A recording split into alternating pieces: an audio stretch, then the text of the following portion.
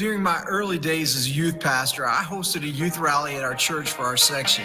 I invited a friend of mine to come and speak, and on the day of the event, he was headed out to East Texas to meet me. He jumped in his car and began the 3-hour drive on I-20. He drove for a couple hours and began to get concerned that he had missed the exit that I'd told him to take. So he stopped at a convenience store to ask for directions. Upon entering the store, he asked someone what the best way was to get to Nacogdoches from where he was at. The attendant there told him that he was about 5 hours away from Nac, and then pulled out a map and showed him. It was then he discovered that he had taken I-20 west instead of taking I-20 east. He called me frantic and apologetic, but there was no way that he was going to make it in time for the event after driving 2 hours in the opposite direction. Have you ever felt like that? Felt like you were moving, but you weren't heading in the right direction? You know, a new year usually brings about a period of self-evaluation. We look at the past year and can see where we got off track with eating habits, exercise plans, and our personal or professional goals. You know, as I pray through this evaluation process for our church, I like the direction we are heading. I believe we are on the right track. We're moving forward into all God has for us. We're becoming people of hope and a place of hope. We're striving to embody the values of being loving, community, teamwork, spirit-empowered, outward-focused, and investing in the next generation. You know, this doesn't mean that we've arrived. I don't believe we will ever arrive. It simply means we are heading the right way and need to continue to strive to reach the vision that God has given us for this church. We are on the right track. You know, I want to stay on the right track. I want to stay heading in the right direction. So how do we do that? In this series, we're looking at 4 things to keep us moving and on the right track. Today, we're looking at what it means to be personally motivated.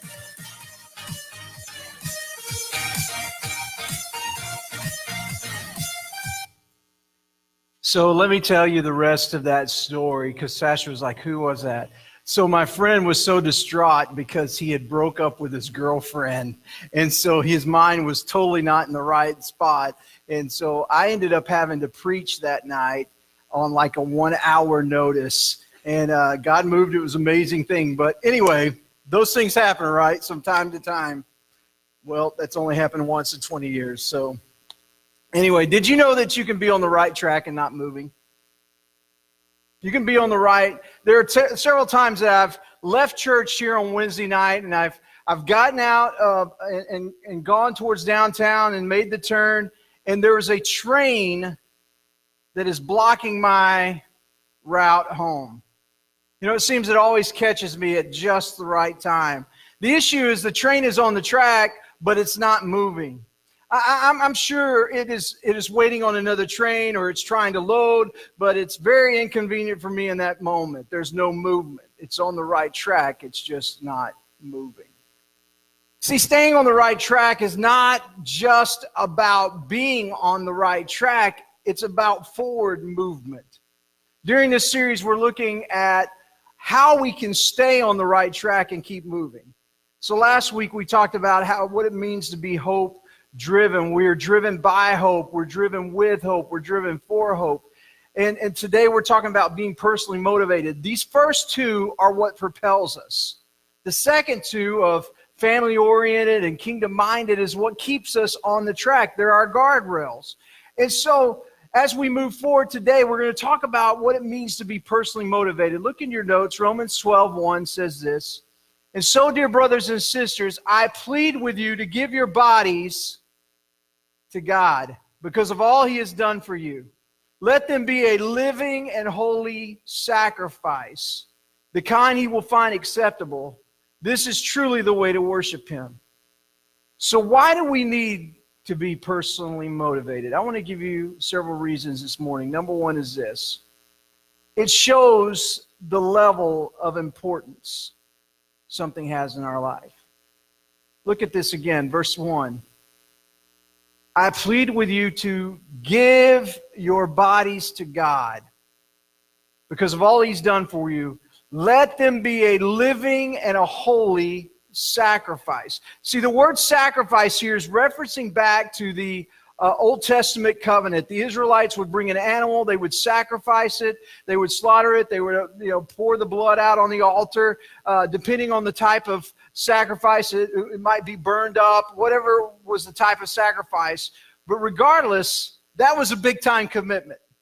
That was their way of life. It was giving of something that was costly as an act of worship. It wasn't haphazard. It was a well thought out plan that they had thought through. So when they brought an animal to sacrifice, what they were doing is they were bringing their best to God.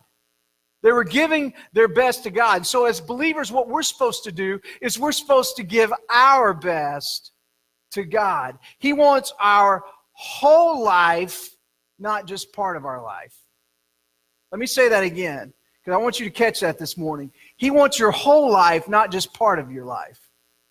He wants your whole life. So what's happened in our world is that we've become good at compartmentalizing our lives. Right? We've become good at compartmentalizing our life. We have our work life. We have our home life. For our students, they have their school life. We have our church life, our social life. We have all these different family lives. I mean, you can keep going on and on. And we have these different compartments. And what we do is we just regulate God to one or two of them. Are you with me this morning? I hope you still love me in 5 minutes. So there's a phrase that has become popular in our society. Maybe you've heard of it. It's called a work spouse. Have you heard of that? A work spouse. And so what a work spouse is, they'll call it a work wife or a work husband. If you work with someone, and you spend a lot of time with that person, you develop an emotional bond with them. And so it's usually a person of the opposite sex who you would spend a lot of time with, and they become your work spouse, your work wife, your work husband. I see some of you women already shaking your head. No, that ain't going to happen to my husband. But I'm telling you, this is a popular thing. So here's what happens. They begin to bicker and argue like an old married couple. And there's a connection, but here's the thing: there's nothing physical involved. It's just an emotional bond. So here's what I want to tell you about that. We've learned to even compartmentalize the marriage relationship by having a home wife and a work wife. I'm going to tell you that doesn't work in my family. If Sasha came home and if I went up to the school and they said that's her work husband, me and him would be having a come to Jesus. And he would be coming to Jesus, if you know what I mean. Because that doesn't work. I can tell you that I'm not okay with my bride having another spouse. I don't care if there's nothing physical involved or not. I don't want her having a connection with someone else who is not me. I don't want her having an emotional attachment to someone who is not me. Why? It's because she and I are in a covenant relationship. We stood in an altar. We stood there for an hour because it was the longest wedding. In fact, we went back and watched it, and we thought, how those poor people that were sitting out there for so long. But it was a long wedding. And we stood there for an hour making our vows to one another and committing our life to one another. To death do us part, all that stuff. Covenant relationship, us together in God as our Father, and we joined into this relationship. There's no way I'm sharing that with someone else. And so what we've done is we compartmentalized this and this idea of marriage, even in our society. I don't want to be put in a compartment as only the husband at home. Church, we're the bride of Christ. We are the bride of Christ. God does not want us to compartmentalize our relationship with Him to Sundays and Wednesdays only. He doesn't want just part of our life. He wants all of our life. He doesn't want to just be the Sunday God. He wants to be the God when you're at your workplace on Monday. He wants to be the God when you're at the football game on Friday night. He wants to be the God when you're at the doctor's office on Tuesday. He wants to be the God when you're in school on Wednesday. Let me tell you, He wants to be God full time. He doesn't want to be compartmentalized. He wants us to completely die to ourselves. And He wants us to come alive in Christ, die to anything that would get in the way of that relationship, anything, any kind of sin. He wants our whole heart, our whole life. He wants everything. He wants us to be a living sacrifice. Give it and all to Him. So earlier in Paul's letter to the church at Rome, he addresses this idea of being all in with God. Look at Romans 6:15. It says this, well then, since God's grace has set us free from the law, does it mean that we can go on sinning? Of course not. Don't you realize that you become the slave of whatever you choose to obey? You become a slave to whatever you choose to obey. And he goes on to say this, you can be a slave to sin, which leads to death, or you can choose to obey God, which leads to righteous living. And in verse 17, he says, thank God, once you were slaves of sin, but now you wholeheartedly obey this teaching we have given you. Now you are free from your slavery, free from your slavery to sin, and you have become slaves to righteous living. So whatever you choose to obey, that's what you become a slave to. You've been fasting this week. Man, it's tough when you're in that fasting because we become a slave to things in our life. You know, we become a slave to that coffee that we got to have in the morning. But when you start fasting it, all of a sudden you realize how big of a slave you've become to that. When you've been slaving to that sugar rush that you got to have at 2 o'clock in the afternoon just to get you through the next day, you become a slave to that. And so what fasting does is it begins to purify you and cleanse you out and help you realize that there's some things maybe that you put in your life maybe even ahead of God. Instead of relying on God to wake you up in the morning, you rely on Folgers or Starbucks. Instead of relying on the different things at night, I realized about Wednesday, about 9 o'clock each night, I realized, man, I'm starting to get irritable. Like everybody needs to get out of my way. I'm about to hurt somebody up in this house, if you know what I mean. I'm about to lay hands on them, not to pray for them, but I'm telling you, I got 3 of the sweetest people on the planet living with me. But at night, finally, by Wednesday night, I said, I'm going to bed at 9 o'clock because I know I'm hurt. I'm going to hurt somebody. And you say, Pastor, what's going on, man?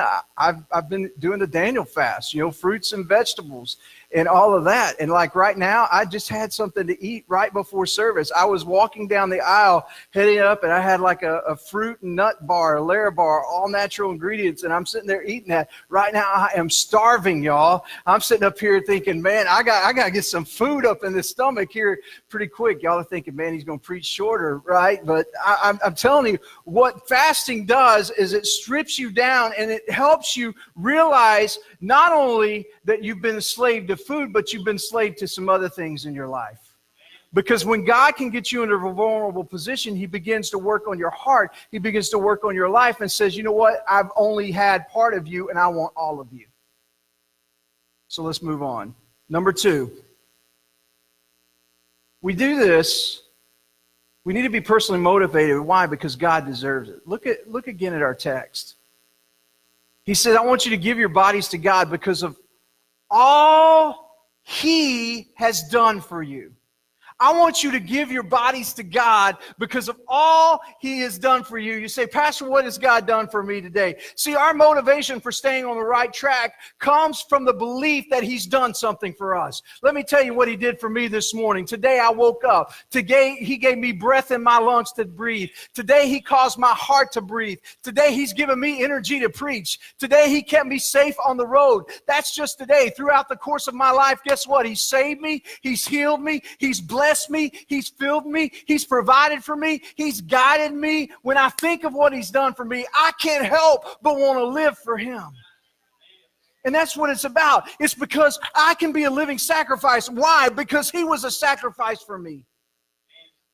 So 1 Corinthians 6 verse 19 says, don't you realize that your body is the temple of the Holy Spirit who lives in you and was given to you by God? You do not belong to yourself. See, it's going back to the marriage covenant. You do not belong to yourself. You're in a covenant relationship with the Almighty God. You don't belong to yourself, for God bought you with a high price, so you must honor God with your body. So what's he saying there is that, listen, I want you to understand something, the church at Corinth, and we can put it on back here to Church Hope Family Fellowship. He's saying this: there's a new covenant. The old covenant dealt with an earthly sacrifice. The new covenant is a living sacrifice where we give our whole hearts, everything to God. Everything to God.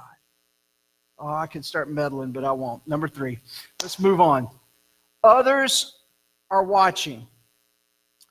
Why should we be personally motivated? Because others are watching. Others are watching. Last Saturday, we were coming home from Converge. We stopped at In-N-Out Burger to grab dinner. We had ordered our food, double, animal style. Come on, somebody. No longer a slave to food. I am a child. We're going to get some tables, and Sasha was getting some tables, and we all kind of had some tables there, getting everybody to come sit together. And I looked over, and there was this husband and wife sitting there by themselves. They were looking at each other in each eyes, and they did this. They reached across the hand and table, grabbed each other's hand, bowed their head, and they began to pray. Asked the Lord to bless their food. Man, I'm telling you, I've just been in service all weekend. We had a powerful time worshiping God, hearing some incredible communicators last weekend at Converge. But that blessed me so much to see this couple unashamedly reach out and pray and thank God for the food that he had blessed them with. You know, I want you to know I took notice.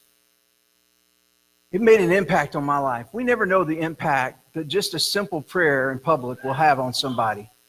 We never know what our lives will have an impact, and how we engage in the community, and how we involve ourselves in our world around us, and how we treat our spouse, and how we treat our kids, and what we do and what we say. We never know what has happened, because here's the thing: people are watching us. They're watching us. Not just people, but our coworkers are watching us. They know you're a Christian, they're watching you. They're watching how you handle stress. They're watching how you handle the boss yelling and screaming at you, acting crazy. They're watching you. Our family is watching you. Our friends are watching you. Parents, let me tell you, our children are watching us. Our children are watching. I'm driving yesterday. I've got a 15-year-old who has got a learner's permit that thinks she knows how to drive. And so now she has become the second backseat driver I have in the car. Some of you are trying to figure out who the first one is. I'll just let you figure that one out. I'm going to move on before I get myself in more trouble. And so I'm in my lane. And Maddie says to me, "Daddy, are you on the other side of the road?" I said, "I most certainly am not. I am in my lane." And she said, "Well, you're kind of getting close." I said, "Well, let me show you how you'll know that I'm not in the other lane." So I move over into the, Sasha, close your ears real quick. I move over into the lane. Nobody was coming, and I hit the little bumps. Do. I said, "That's how you know that I went into the other lane." I was not in the other lane, but here's what it tells me is our children are watching us. She's now learning to drive, so she's watching how I drive. So I've got to be careful how I drive so that I'm a good example to her and how to drive. But here's the thing. She's also watching me in other areas of my life. They're watching how we deal with emotions. They're watching you how you deal with conflict. They're watching you what you make a priority in your life. If you want them to make God a priority in life, then you better make God a priority in your life. If you want, let me say that again. If you want God to make them to make God a priority in their life, you better make God a priority in your life. John Maxwell famously states, he says, "We teach what we know, but we reproduce who we are." Let that sink in for a second. We teach what we know. So we can open up that Bible and we can hammer them. Oh, you need to do this, and oh, you need to do that, and all liars go to hell, and you better tithe, and you better do this. But parents, they're watching you, and so if you don't practice what you preach, you're going to reproduce the person that you are, not what you've been trying to get them to do. Oh, y'all are nervous this morning. It's okay. See, you've heard me say this before. I spent 17 years in full-time youth ministry. And I look back at my students now. The kids that are still in church, guess what? The ones that are still in church, it's because their parents were in church. 9 times out of 10. The kids that are in church today are the ones who watched mom and dad go to church every Sunday. The kids that we picked, a lot of the kids, we pick kids up on the bus, and I'm all for that. I think that but I'm telling you, you could probably reverse that. Probably 20% or 10% of them that we picked up the bus are still in church today because they didn't see mom and dad. They didn't have a godly example at home. They saw mom and dad just put them on a bus and send them to church. So guess what they're doing with their kids now? The same thing. You'll never understand the priority that God has to be in your life because other people are watching you. The point is this: we can tell them all we know. But if people don't see it in our heart and our life, if they don't see that commitment, if they don't see that, then they're going to follow in our footsteps. Paul said to his protege Timothy this in 1 Timothy 4:12. He said this, he said, don't let anyone think less of you because you're young. He said, but set the example. Set the example. Be an example is what this translation says. It says, to all believers in what you say, in the way you live, in your love, in your faith, and in your purity. Okay, Pastor, you've given us the why we need to stay motivated. But how do we do that? How do we stay motivated? Let me give you several keys. Number one is you've got to change the way you think. Write that down this morning. Change the way you think. Romans 12, verse 1, we've read it already, but verse 2 goes on to say this. It says, don't copy the behavior and customs of the world, but let God transform you into a new person by changing the way you think. Then you will learn to know God's will for you, which is good and pleasing and perfect. See, if we're going to be personally motivated, to be all God wants us to be, we have to change the way we think. We have to change the way we think. When we start thinking we can't, we've got to believe that we can. Did you hear me this morning? When we start thinking we can't, we've got to believe that we can. Some of you are thinking, Pastor, that's so much pressure. I've got to be an example at work. And sometimes I don't say the right things and I don't do the right things. And guess what? Neither do I. There's times that I've had to go back and look at my kids and say, man, Dad blew it. I messed up tonight. I shouldn't have acted that way. I'm just telling you, there's times I've had to have those conversations, but the humility is what they see. There's things in life that you believe that you can't do it. Listen, you got to change the way you think. You got to let God transform your mind so you begin to think the right way. When we want to be content with where we're at, listen, develop this holy dissatisfaction with where you're at and begin to say, I want more from my relationship with God. And begin to pursue that. So many of us in our culture, we want things instantaneously. We want things instantaneously. I go in the house, and there are nights in our home, because my wife works a full-time job and I work a full-time job, guess what happens? We come home at night and our kids have had things, and Sasha has not cooked a 4-course meal. Can you believe that she would do something like that? And so guess what? I come in and I'm a little hungry. And I come in and I want something to eat. And what do I want? I want it right then. But the best meals take time to cook.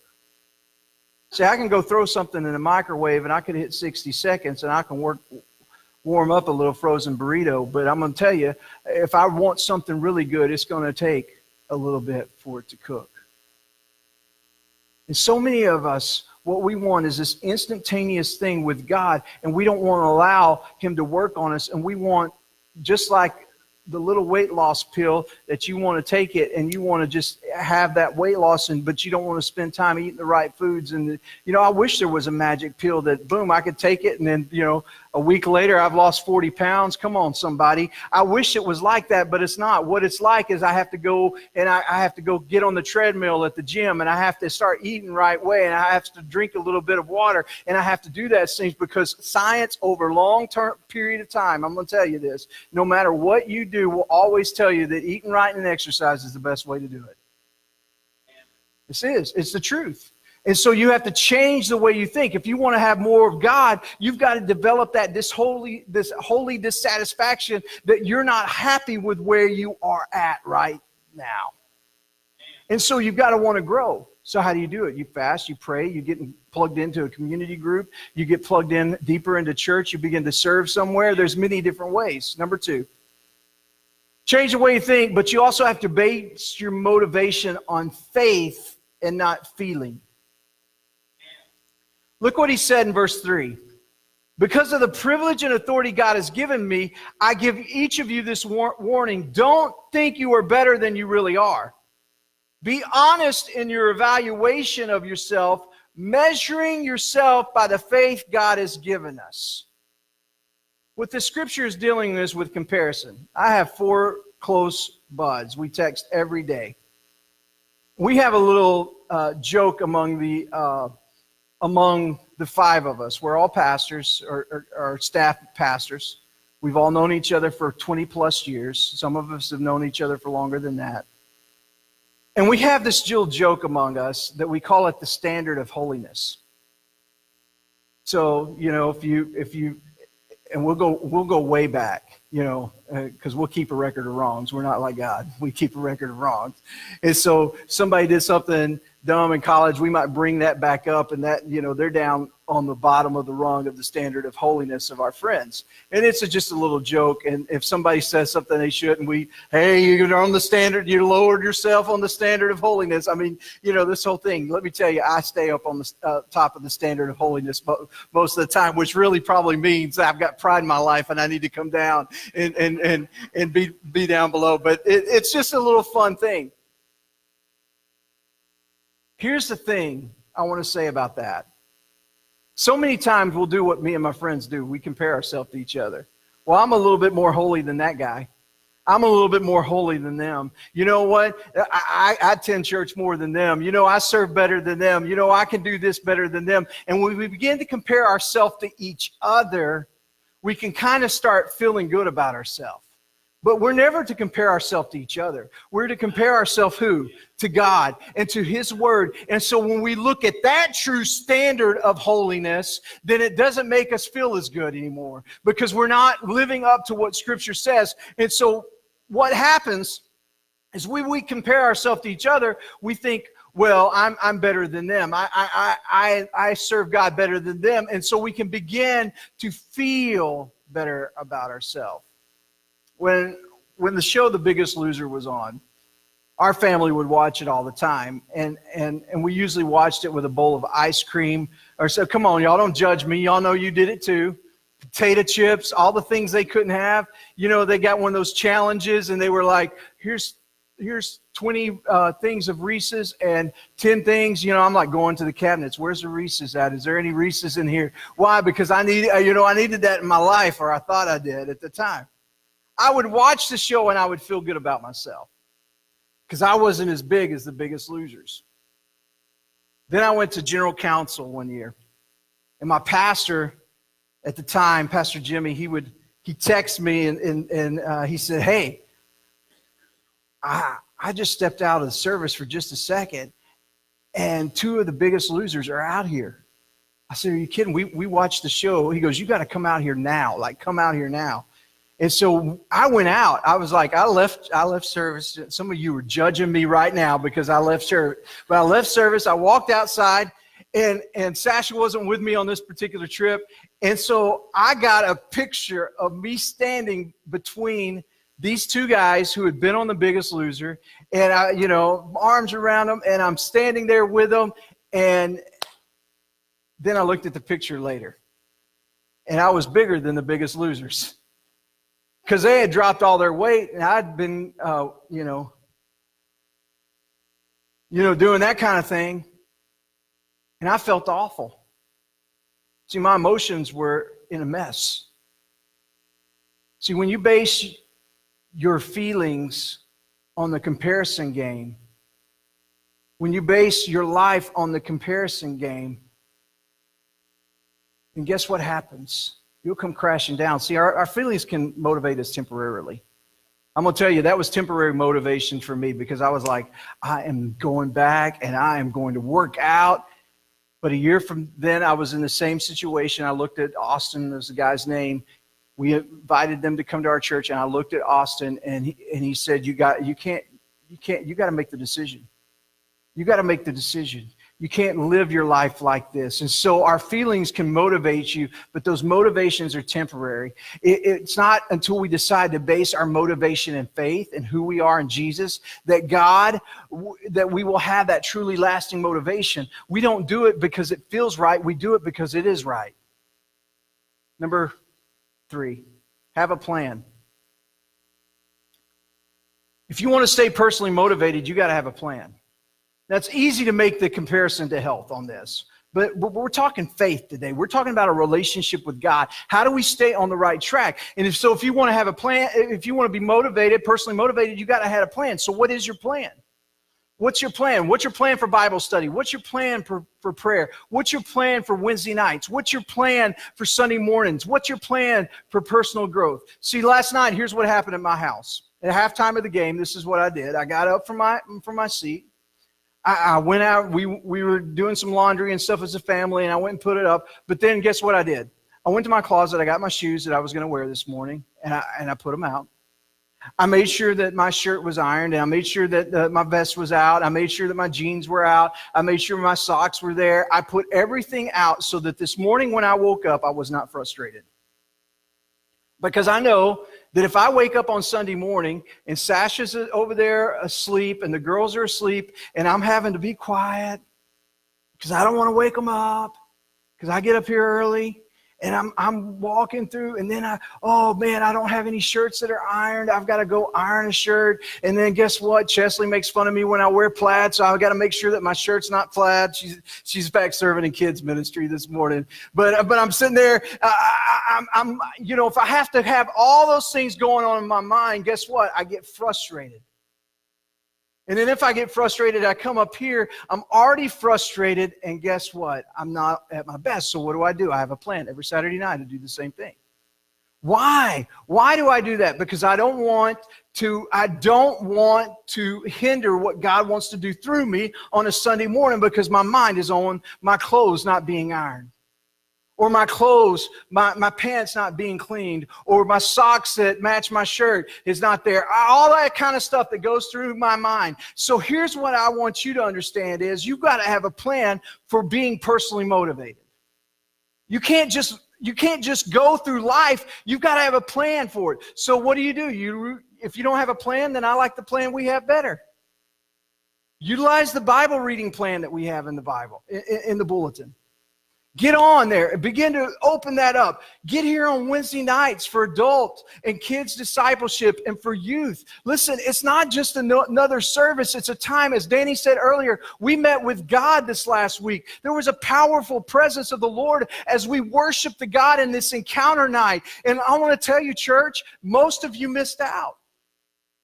Most of you missed out. You say, "Oh, pastor's throwing stones." No, I'm not like the one church where, if your tithe check bounced, they put it up on the bulletin board. We're not doing that. Some of you are thinking, it's happened. Not here, but it's happened.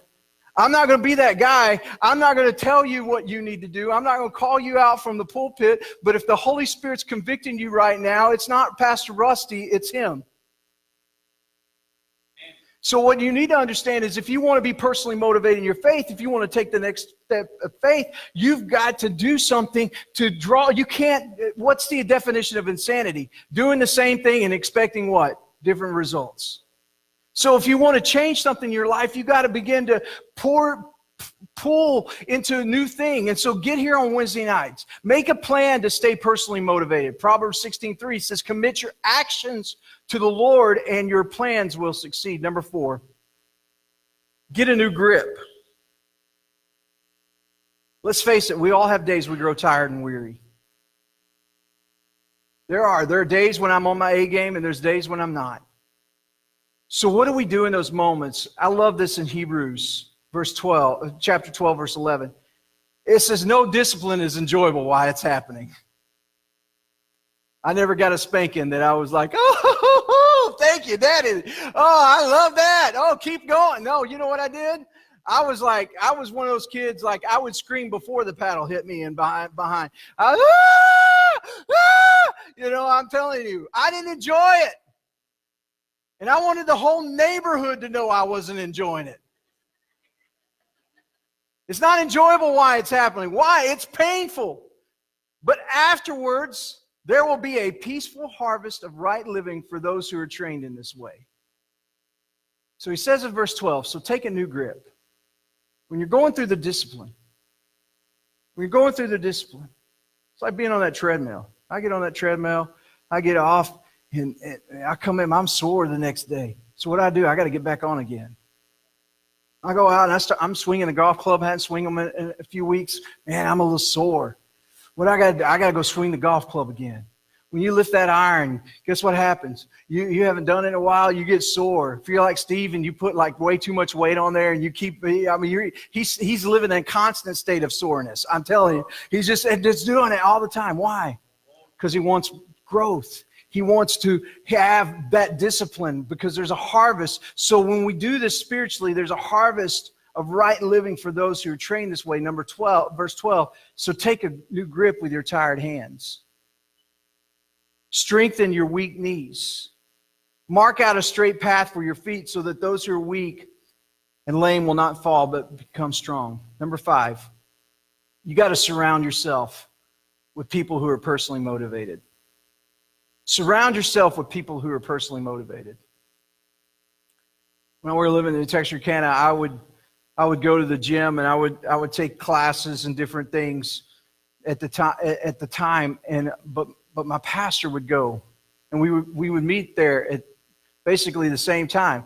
I never did most of the time. Sometimes he was in the class with me, but most of the times I would be on the treadmill. He liked the elliptical better, but we were just in the same room, and just something about that accountability that was there helped me out. You know what? That works in your Christian life as well. Did you hear me? It works in your Christian life as well. When we are with people who inspire us, we'll be more motivated. When we're around people who encourage us, anything is possible. When we pray for one another, when we love one another, when we serve with one another, when we help one another, we will make each other better. That's why, to me, community groups is so important, because when we're in a group together and we begin to share one another's burdens and we begin to encourage each other, it's Proverbs 27:17 in action, which says, as iron sharpens iron, so a friend sharpens a friend. Say this morning. You know, Pastor, you've talked a lot about personally being on the right track. That's true. Most of what I've talked to you about this morning is being on the right track personally. But I want to explain something to you. When you are personally motivated, what happens in your personal life affects your home.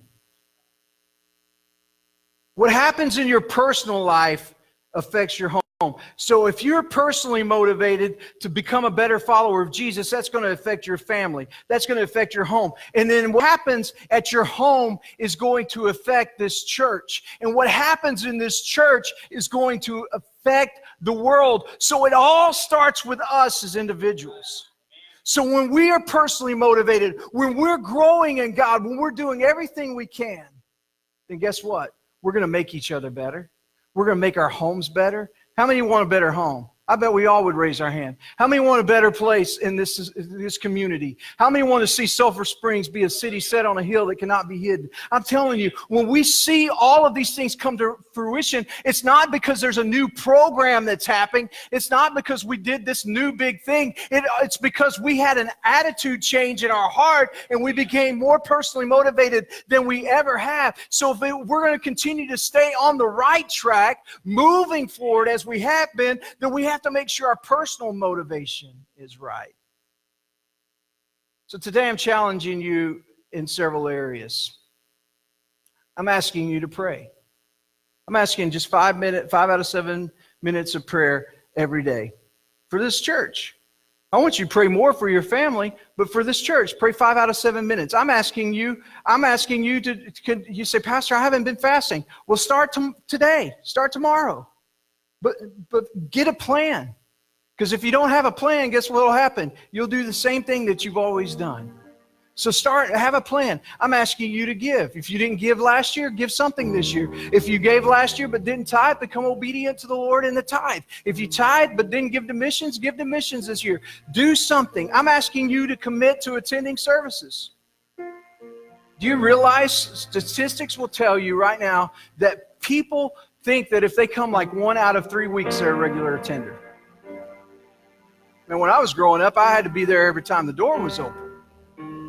If the door was open for a ladies' Bible study on Tuesday night, Rusty was there. Why? That's the way I was raised. So I don't know any better. But this society, what's happened is we've gone from people thinking, well, if they're 3 out of 4, it's okay. If they're 2 out of 4, it's okay. But now it's just even down to 33%. They consider themselves a regular attender. Now I know I'm talking about there are people that have to work. I get that. I understand that. We have people that work shifts. I get that. But I'm talking about people that just choose to sit at home on a Sunday morning or choose to do something else than come and be with God's people. That's not right. Forsake not the assembling of the brethren. We're to come together. Why? Because we need each other. I need you. You need me. We need to be challenged. So I'm asking you to commit to being a regular attender. If you've just attended occasionally, if you've only attended on Sunday mornings, attend Wednesday nights. I'm asking you to do personal devotions 5 out of 7 days of the week. Would you commit to that? We began a Bible reading plan last Sunday. It's not too late to jump in. Each week, it's in the bulletin. You can subscribe on the Bible app. There's a link to that through the event page this morning. The main thing is that you do something. I'm asking you to serve. If you currently serve, thank you. Last week, we celebrated all the people that serve in our church. Incredible people. We celebrated what people are doing. But if you currently serve, I want you to continue serving. I want you to get a fresh vision for what God's doing in your life through your ministry.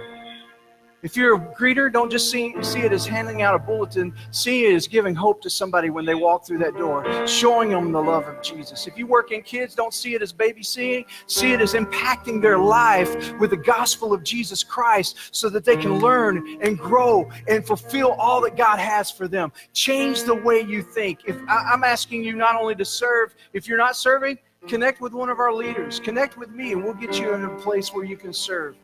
I'm asking you to commit to being a part of a community group. Some of you may be skeptical on committing to a group. Let me tell you, we won't bite you. We don't force you to do something you're not comfortable with, but we need each other. So I believe that next to our emphasis on prayer, this is the most important thing that we do as a body. And so I believe as we stay motivated, we're going to continue to move forward.